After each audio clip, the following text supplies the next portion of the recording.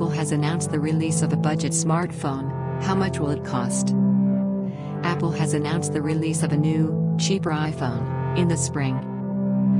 For the first time since 2016, Apple is expected to release a new version of its iPhone SE2. This launch will give Apple more opportunities to compete with manufacturers of Android phones.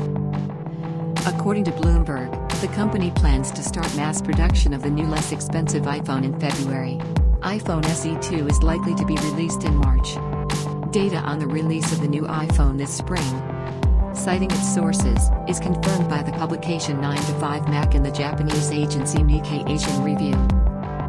The new iPhone SE is supposed to look similar to the iPhone 8. Nikkei Asian Review reports that the cheaper iPhone will get a 4.7-inch display, like the iPhone 8, which Apple now sells for $450. It is also expected that the phone will be available in more classic colors: silver, space gray and red. The base model can get the same amount of memory as the iPhone 11 Pro.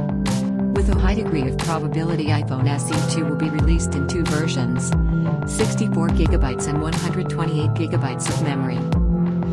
The experts of the market do not have confidence that the cheap version of the phone will come out with 256GB.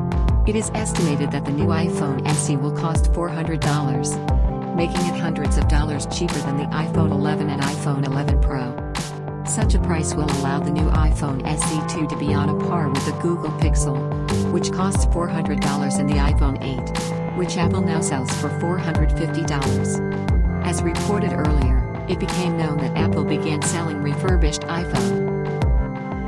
Apple may also abandon its proprietary Lightning cables for charging gadgets if the European Union adopts a legislative decision on a single standard for chargers.